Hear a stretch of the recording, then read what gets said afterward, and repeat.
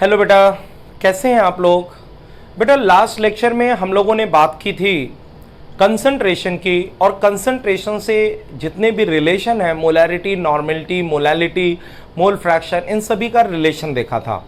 और मैंने आपको बेटा जो है आपको एक क्वेश्चन सीट भेजा था। उस क्वेश्चन सीट में बोला था कि क्वेश्चन नंबर 1 से 11 तक आपको कर लेना था। मैंने खुद बता दिया था। अब मैं एक ही क्वेश्चन और आपको जो है एक्सप्लेन कर देता हूं। देखिए बेटा, जो क्वेश्चन नंबर 12 है, क्वेश्चन नंबर 12 है मोलरिटी ऑफ H2SO4। मोलरिटी दिया हुआ है 0.8 और डेंसिटी ऑफ सोल्यूशन दिया 1.06 और आपसे पूछ रहा है मोलैलिटी। तो सिंपल आप जानते हैं capital M upon small m ds minus MAM upon क्या होता है बेटा 1000। यहां से आप निकाल लेंगे। क्वेश्चन नंबर 13 कह रहा है calculate the number of mole of ethanol in 5 litre of water. Volume of solution आपको 5 लीटर दिया हुआ है, मोलैलिटी जो है वो 2m दिया हुआ है और डेंसिटी ऑफ सोल्यूशन 0.981 kg पर लीटर दिया हुआ है। हम जानते हैं डेंसिटी इज इक्वल टू होता है weight upon volume, then weight of solution is equal to density into volume of solution. अब ये हो जाएगा 0.981 इंटू 5, ये आ गया आपका केजी में। Number of mole of solute आप जानते हैं वेट अपॉन मॉलिक्यूलर वेट होता है, तो weight of solute is equal to number of moles and molecular mass किसका लेना है। यहाँ क्वेश्चन में देखिए बेटा मिथेनॉल, तो ये हो जाएगा 32। और आप जानते हैं weight of solvent is equal to weight of solution minus weight of solute. ये वैल्यू ग्राम में होनी चाहिए, ये भी वैल्यू ग्राम में होनी चाहिए, सॉरी केजी में होनी चाहिए, तो ये भी आपका केजी में होना चाहिए, ध्यान रखिएगा। तो ये 0.981 इंटू 5 ये तो केजी में है, लेकिन बेटा ये वैल्यू जो थी हमारी वो ग्राम में है। इसको केजी में बदलने के लिए 32 इंटू n अपॉन क्या कर देंगे 1000। अब हम लिखेंगे molality is equal to this is the number of moles and weight of solvent in KG. Number of mole को हमने x मान लिया और ये वेट ऑफ सॉल्वेंट की वैल्यू यहाँ से उठाया और यहाँ पे रख दिया, तो 0.981 into 5 minus 32 into n upon क्या हो गया 1000। अब मोलैलिटी की वैल्यू आप यहाँ पे देख सकते हैं, क्वेश्चन में दिया हुआ है 2 और यहाँ से फाइंड कर लेंगे x की वैल्यू और x मिल जाएगा हमें नंबर ऑफ मोल्स। यहाँ से x की वैल्यू मिल गई बेटा नंबर ऑफ मोल्स। तो बेटा वॉल्यूम दिया था, डेंसिटी दिया था, हमने निकाल लिया वेट ऑफ सोल्यूशन और यहाँ से निकाला वेट ऑफ सल्यूट। सोल्यूशन में से सल्यूट को घटा के वेट ऑफ सॉल्वेंट निकाल लिया।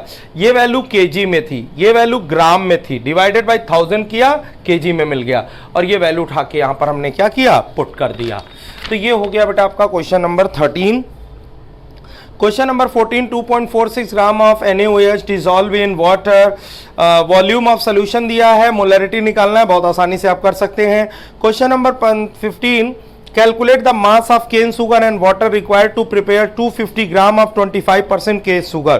तो बेटा 250 ये तो सिंपल है, देखिए 250 का 25% कर दीजिए तो ये मिल गया वेट ऑफ शुगर, और वेट ऑफ वाटर निकालना है तो 250 में से वेट ऑफ शुगर घटा दीजिएगा। तो ये तो आसान क्वेश्चन है, हो जाएगा बेटा। क्वेश्चन नंबर 16 इजली हो सकता है। ए है 4 gram of caustic soda dissolve in 200 ml, B है 5.3 gram of anhydrous sodium carbonate dissolve in this, and मतलब simple formula molarity is equal to number of moles upon volume कर सकते हैं आप।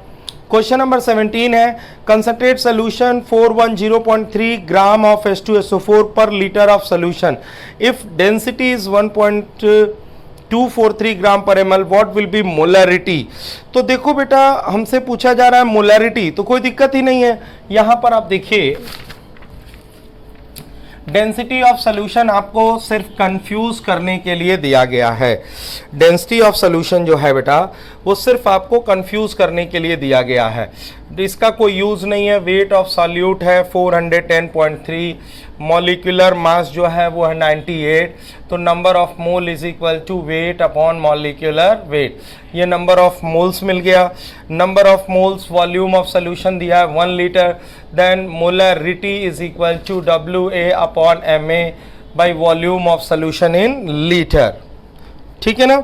हाँ, जब आपको मोलैलिटी निकालना होगा तब आपके ये फॉर्मूला लगा लीजिएगा, capital M upon small m ds minus MAM upon 1000। यहां से आप स्मॉल m निकाल सकते हैं। क्वेश्चन नंबर 18, मोलरिटी दिया है, मोलरिटी निकालना है तो capital M upon small m से सिंपल निकल जाएगा। ध्यान दीजिएगा बेटा, क्वेश्चन नंबर 19 और क्वेश्चन नंबर 13 एक ही क्वेश्चन है, 19 और 13 बिल्कुल सेम है।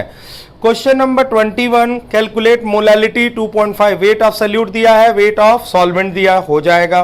मोल fraction of benzene in solution toluene is this, यानी मोल फ्रैक्शन ऑफ बेंजीन आपको दिया है 0.50, तो मोल फ्रैक्शन ऑफ टॉल्वीन भी जो होगा वो 0.50 हो जाएगा। इसका मतलब आप सीधे सीधे निकाल सकते हैं Na upon Na plus Nb, this is Nb upon Na plus Nb, दोनों को डिवाइड कर दीजिए। डिवाइड करने के बाद बेटा सीधे आ जाएगा Na upon Nb that is equal to 1, और फिर यहाँ से weight upon molecular weight, weight upon molecular weight that is equal to 1, और WA अपॉन WB का आप रिलेशन निकाल लीजिएगा, और जहां से WA WB मिल जाएगी फिर आसानी से आप निकाल सकते हैं वेट परसेंट। ठीक है, तो यहां तक 21 के हो गए। अब क्वेश्चन नंबर 21 के बाद कंसंट्रेशन का पोर्शन जो है बेटा आपका कंप्लीट होता है। अगर आपको किसी क्वेश्चन में कोई दिक्कत आती है बेटा तो आप लोग उसको पूछ लीजिएगा। अब अगली बात जो यहां पर मैं करने जा रहा हूं बेटा बहुत ध्यान से समझिएगा, वो है सबसे पहले देखिए बेटा वेपर क्या होता है। What is vapour? वेपर का मतलब क्या होता है? हम लोग कहते हैं बेटा, हम लोग बात करने जा रहे हैं वेपर की। वेपर क्या होता है ध्यान से सुनिएगा। किसी भी लिक्विड का जो गैसियस फॉर्म होता है उसी गैसियस फॉर्म को हम लोग बोलते हैं वेपर। किसी भी लिक्विड का गैसियस फॉर्म, हम लोग सीधे सीधे कहेंगे कि gaseous form of liquid is called vapour. किसी भी लिक्विड का जो गैसियस फॉर्म होता है उसको हम लोग नाम देते हैं वेपर। मान लीजिए बेटा कि अगर कोई एक कंटेनर है, इस कंटेनर में यहां तक जो है लिक्विड भरा हुआ है, ये देखिए इस कंटेनर के अंदर जो है ये कोई एक लिक्विड है भरा हुआ है, ठीक है, और ये कंटेनर में लिक्विड जब ये आपके गैसियस फॉर्म में कन्वर्ट होगा तो इसी को हम लोग बोलते हैं वेपर। अगर मान लो बेटा किसी कंटेनर में कोई लिक्विड है, एक लिक्विड यहाँ पर है, एक यहाँ पर है, एक बॉटम पे है, तो तीनों में सबसे पहले अंतर तो ये समझ लीजिए कि बेटा ये जो सबसे ऊपर है इसकी काइनेटिक एनर्जी जो है वो ज़्यादा है, और ये नीचे है तो काइनेटिक एनर्जी क्या है, कम है। अब देखिए इसको इधर से चारों तरफ से लिक्विड के मॉलिक्यूल अट्रैक्ट करेंगे, इनको चारों तरफ से अट्रैक्ट करेंगे, इसको इधर से अट्रैक्ट करेंगे, तो आप देख रहे हैं यहाँ पे कोई मॉलिक्यूल नहीं है, मतलब यहाँ से इस लिक्विड के एस्केप करने की जो टेंडेंसी जो है वो क्या है, ज्यादा है। यानी कि यहां से इस लिक्विड मॉलिक्यूल को एस्केप करने की जो टेंडेंसी है वो क्या है, ज्यादा है। और जब ये अपना सरफेस यहां से छोड़ करके बाहर जाएगा तो उसी को नाम देते हैं हम लोग वेपर। क्या नाम देते हैं, वेपर। और लिक्विड से वेपर में कन्वर्ट होने की जो प्रोसेस होती है, इस प्रोसेस को हम लोग बोलते हैं इवोपोरेशन। इस प्रोसेस को हम लोग क्या बोलते हैं, इवोपोरेशन। मतलब इवोपोरेशन का मतलब क्या होता है, the process through which the liquid converted into vapour. Liquid जो है वेपर में कन्वर्ट होता है, उस प्रोसेस को बोलते हैं इवोपोरेशन। और जिस स्पीड से लिक्विड वेपर में कन्वर्ट होता है बेटा उसको हम लोग बोलते हैं रेट ऑफ इवोपोरेशन।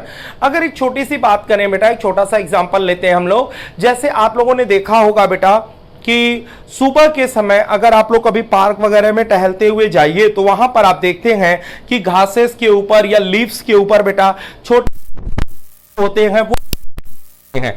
और जब ये छोटे छोटे ड्रॉपलेट जो होते हैं बेटा वो इकट्ठा होते हैं तो थोड़ी देर के बाद जब सनरेज आती हैं तो ये वाटर ड्रॉपलेट जो है गायब हो जाते हैं। मतलब क्या हुआ, इनका इवोपोरेशन हो गया। तो सबसे पहले बेटा बात तो ये समझिए, किसी भी लिक्विड का जो गैसियस फॉर्म होता है उसको हम लोग वेपर बोलते हैं, और लिक्विड से वेपर में कन्वर्ट होने की जो प्रोसेस है उसको इवोपोरेशन कह रहे हैं, और उस स्पीड को जो है हम लोग रेट ऑफ इवोपोरेशन कहते हैं। सबसे पहले तो मैं बात करूंगा बेटा कि इवोपोरेशन, रेट ऑफ इवोपोरेशन को कौन कौन से फैक्टर हैं जो अफेक्ट कर रहे हैं।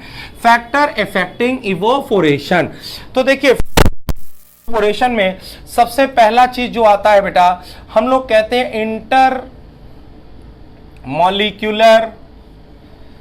Intermolecular attraction. इंटरमॉलिक्यूलर अट्रैक्शन का मतलब हुआ बेटा मॉलिक्यूल के बीच लगने वाला अट्रैक्शन।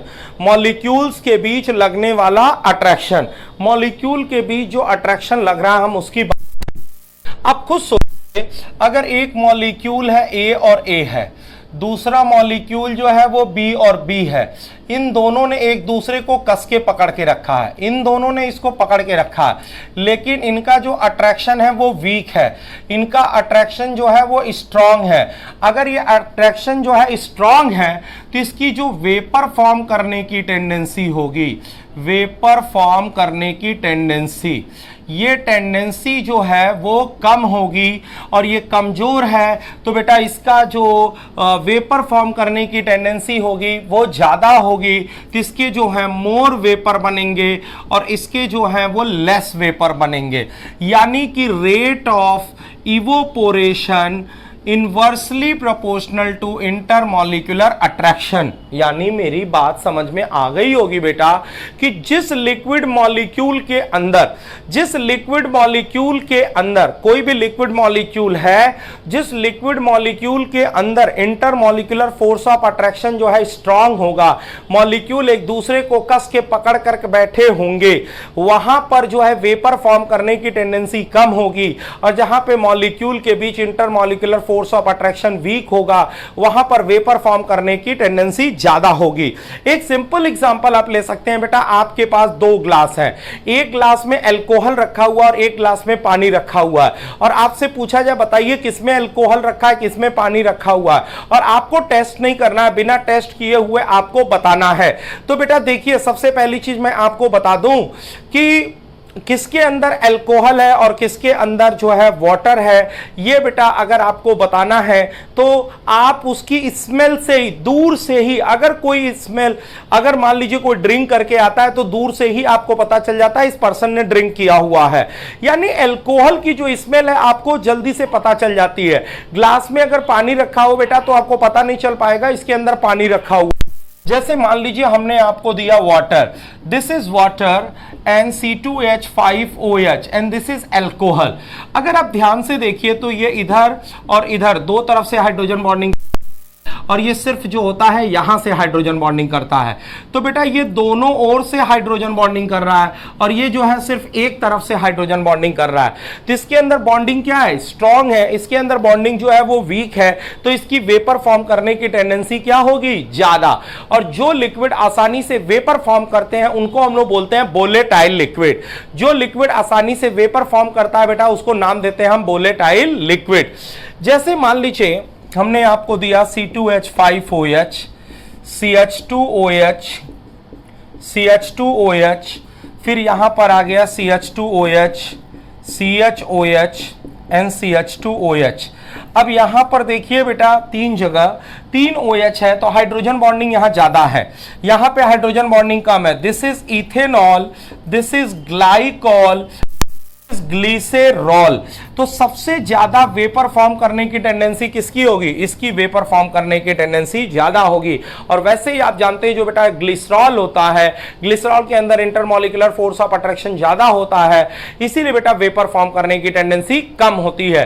तो रेट ऑफ इवोपोरेशन कौन से फैक्टर पर डिपेंड करता है, तो सबसे पहला फैक्टर आपके समझ में आ गया, intermolecular force of attraction strong, तो वेपर फॉर्म करने की टेंडेंसी कम।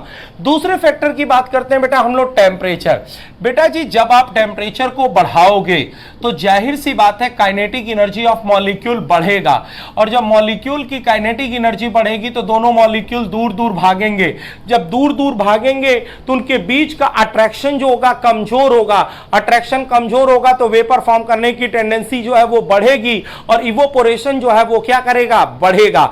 यानी rate of evaporation increases when temperature increases. तो दूसरा फैक्टर भी आपके समझ में आ गया बेटा कि जब हम टेम्परेचर को बढ़ाते हैं तो काइनेटिक एनर्जी बढ़ जाती है, और काइनेटिक एनर्जी के बढ़ने से रेट ऑफ इवोपोरेशन हमारा क्या करता है, बढ़ जाता है। तीसरा फैक्टर हम लोग बात करने जा रहे हैं बेटा सरफेस एरिया। देखिए सरफेस एरिया पड़ता है, सबसे पहली बात सरफेस एरिया का क्या इफेक्ट पड़ता है। सरफेस एरिया में अगर मान लीजिए हम सरफेस एरिया की बात कर रहे हैं, सरफेस एरिया तो मान लीजिए कंटेनर है, इसमें यहां पर लिक्विड रखा हुआ है, एक दूसरा कंटेनर है जो यहां पर जो है लिक्विड रखा हुआ है, एक अगला और एक कंटेनर है जो यहां पर जो है लिक्विड रखा हुआ है। अब एक बात बताइए, जितना ज़्यादा बड़ा कंटेनर होगा उसके सरफेस पे उतना ज़्यादा लिक्विड होंगे। तो बेटा यहाँ पर इवोपोरेट होने वाले इतने हैं, यहाँ पर इवोपोरेट होने वाले और ज़्यादा हो गए, यहाँ पर इवोपोरेट होने वाले और ज़्यादा हो गए। तो जाहिर सी बात है मॉलिक्यूल्स होंगे उतना ज्यादा इवोपोरेशन होगा। तो सीधे सीधे आप कह सकते हैं rate of evaporation directly proportional to surface area. Surface area evaporation जो है बेटा उतना ज्यादा होगा। फिर हम लोग अगली बात जो करते हैं उसमें देखिए दूसरी बात जो की जाती है उसमें हम लोग करते हैं प्रेजेंस ऑफ, फोर्थ फैक्टर जो है इसका प्रेजेंस एयर। अब एयर का काम क्या होता है, ड्राई एयर कैसे काम करता है बेटा। जैसे मान लीजिए कंटेनर है और इसके अंदर कोई भी लिक्विड भरा हुआ, इसके ऊपर से आप ड्राई गैस जो है वो पास करा रहे हैं। जब इसके ऊपर से आप ड्राई गैसेस पास कराएंगे तो ड्राई गैसेस का काम होता है मॉइस्चर को एब्जॉर्ब करना। तो जब किसी भी कंटेनर के ऊपर से ड्राई गैसेस पास करेंगी तो नीचे से वो मॉइस्चर को खींचेंगी, और जब मॉइस्चर को खींचेंगी तो इवेपोरेशन क्या करेगा, बढ़ेगा। तो आपने यहां पर देख लिया बेटा कि रेट ऑफ इवेपोरेशन जो है किन किन फैक्टर्स पे डिपेंड करता है। अब अगली बात हम करने जा रहे हैं बेटा यहां पर वेपर प्रेशर। देखिए वेपर प्रेशर क्या होता है, वेपर प्रेशर की हम बात करने जा रहे हैं। पहले तो देखिए प्रेशर की बात करने से पहले हम 3 क्वेश्चन आपसे उठाएंगे। सबसे पहला क्वेश्चन कि प्रेशर कौन लगा रहा है, प्रेशर कौन लगा रहा है। दूसरा क्वेश्चन कहां लगा रहा है, और तीसरा क्वेश्चन कब लगा रहा है। 3 क्वेश्चन का जवाब आपको चाहिए। प्रेशर कौन लगा रहा है, कहां लगा रहा है और कब लगा रहा है। तो हम लोग कहते हैं प्रेशर कौन लगाया, वेपर। कहां लगाया, लिक्विड के सरफेस पर। और कब लगाया, जब लिक्विड और वेपर के बीच क्या आ गया, इक्विलिब्रियम। जब लिक्विड और वेपर के बीच में क्या आ जा रहा है, इक्विलिब्रियम आ जा रहा है। तो सीधा सा कॉन्सेप्ट बिल्कुल ध्यान से सुनिएगा।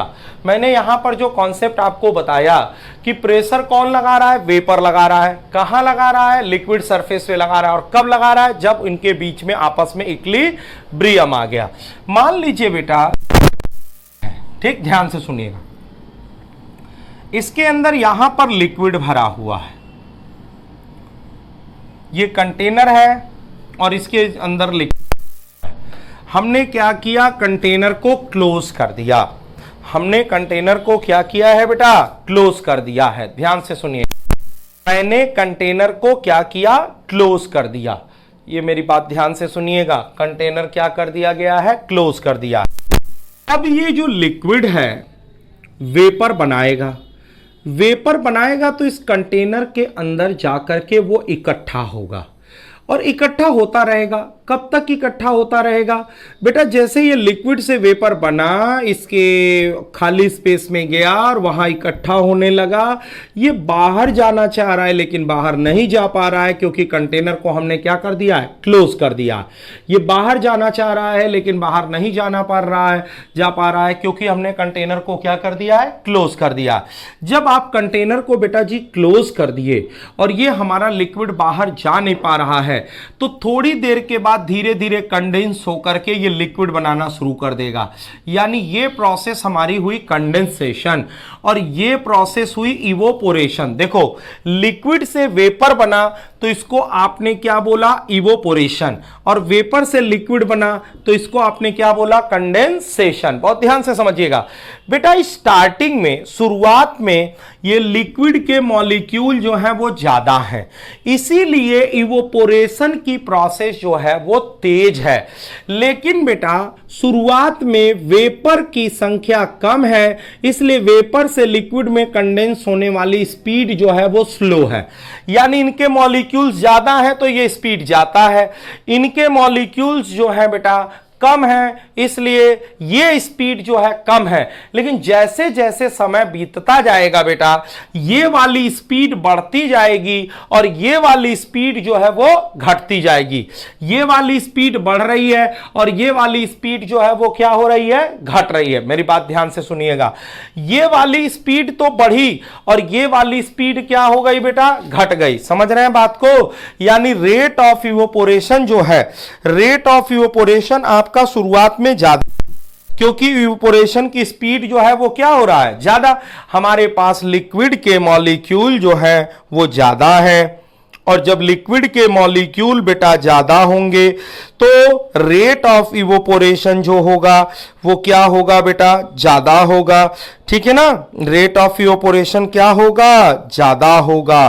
ठीक है ना, इस समय रेट ऑफ इवोपोरेशन हमारा क्या होगा, ज्यादा होगा। ठीक, इस समय बेटा आप ये कहोगे कि रेट ऑफ इवोपोरेशन जो है वो ज्यादा है, क्यों? मॉलिक्यूल ज्यादा है तो लिक्विड से वेपर फॉर्म करने की जो टेंडेंसी है बेटा वो ज्यादा है। वेपर से लिक्विड फॉर्म करने की टेंडेंसी कम है क्योंकि वेपर हमारे शुरुआत में कम होंगे। लेकिन जैसे जैसे समय बीतता जाएगा ये वाली स्पीड घटेगी और ये वाली स्पीड बढ़ेगी, क्योंकि इनकी संख्या जब बढ़ेगी तो ये स्पीड बढ़ेगा, इनकी संख्या घटेगी तो ये स्पीड घटेगा। एक समय ऐसा आएगा जब रेट ऑफ इवोपोरेशन और rate of condensation, rate of evaporation, rate of condensation, ये स्पीड जो है बेटा आपस में क्या हो जाएगी, बराबर। ये दोनों स्पीड हमारी आपस में बराबर हो जाएगी और जब दोनों स्पीड आपस में बराबर हो जाएगी बेटा तो उसी कंडीशन को हम लोग बोलते हैं equilibrium. That condition is called बेटा what, that condition is called equilibrium when rate of evaporation become equal to rate of condensation.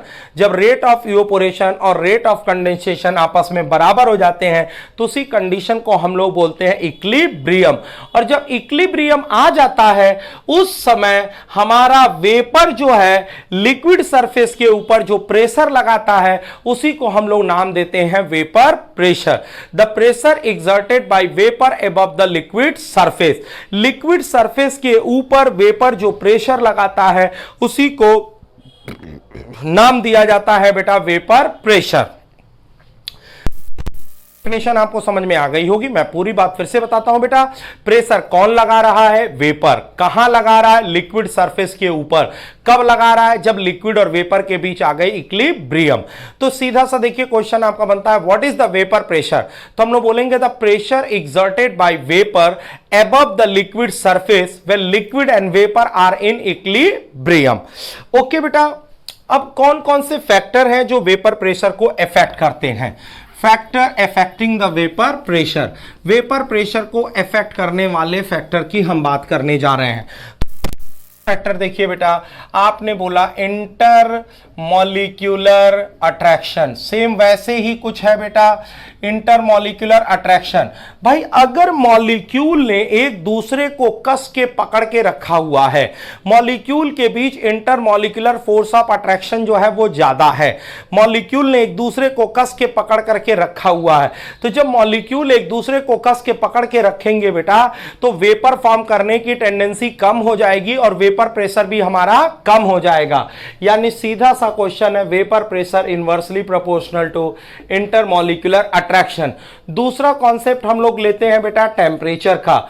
जब आप टेम्परेचर बढ़ाओगे तो वही बात हम करेंगे कि काइनेटिक एनर्जी क्या करेगी, बढ़ेगी। टेम्परेचर बढ़ाया तो काइनेटिक एनर्जी बढ़ी, मॉलिक्यूल्स की काइनेटिक एनर्जी बढ़ी, दूर दूर जाने लगे, इनके बीच का अट्रैक्शन कमजोर पड़ गया और वेपर फॉर्म करने की टेंडेंसी। तो वेपर प्रेशर जो है बेटा हमारे कौन कौन से फैक्टर पे डिपेंड करता है, तो आपने देखा वेपर प्रेशर दो फैक्टर पे डिपेंड करता है, इंटरमॉलिक्यूलर फोर्स ऑफ अट्रैक्शन और टेम्परेचर। टेम्परेचर बढ़ाया, काइनेटिक एनर्जी बढ़ गई, मॉलिक्यूल के बीच अट्रैक्शन घट गया, वेपर फॉर्म करने की टेंडेंसी बढ़ गई। टेम्परेचर बढ़ाने पर वेपर प्रेशर जो है वो क्या करता है बेटा, बढ़। दो फैक्टर बेटा यहां। आप कहेंगे प्रेजेंस ऑफ ड्राई एयर का कोई फर्क नहीं पड़ेगा बेटा, जब कंटेनर हमारा क्लोज है तो ऊपर से कुछ भी पास कराओ पड़ने वाला नहीं है। सरफेस एरिया का भी जो है बेटा वेपर प्रेशर पे कोई फर्क नहीं पड़ता है, क्योंकि हमारा कंटेनर जो है क्लोज है और जितने लिक्विड मॉलिक्यूल वेपर में कन्वर्ट होंगे और वेपर के जो लिक्विड में कन्वर्ट होंगे सबका जो है इक्विलिब्रियम जो होगा वो क्या होगा, सेम टाइम पे होगा। तो वेपर प्रेशर हमारा सरफेस एरिया पर डिपेंड नहीं करता है। अगली बात जो मैं बताने जा रहा हूं उसको ध्यान से सुनिएगा। वेपर प्रेशर सॉल्वेंट और सॉल्यूशन में किसका ज्यादा होता है।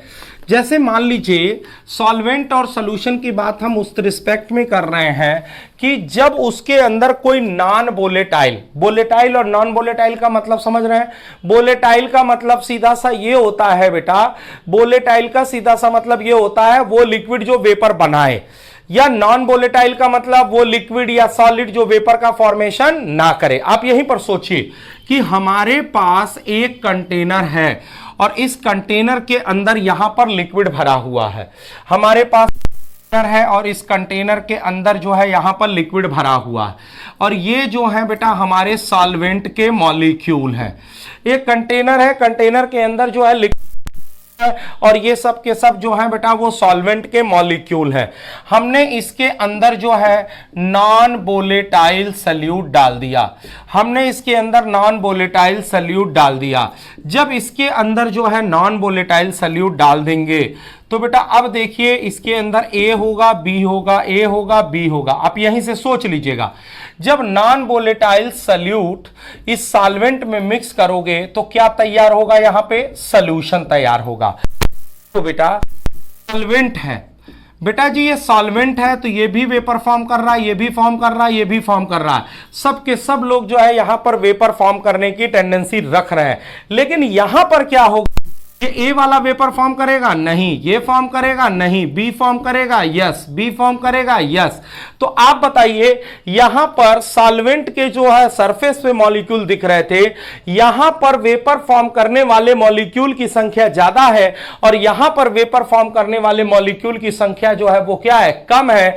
तो अगर मैं आपसे पूछूं सॉल्वेंट और सॉल्यूशन में किसका वेपर प्रेशर ज्यादा होता है, तो सीधा सीधा आप क्वेश्चन में आंसर ये करेंगे बेटा कि सॉल्वेंट का जो वेपर प्रेशर होता है वो ज्यादा होता है। सॉल्वेंट का जो वेपर प्रेशर होता है वो क्या होता है, ज्यादा होता है।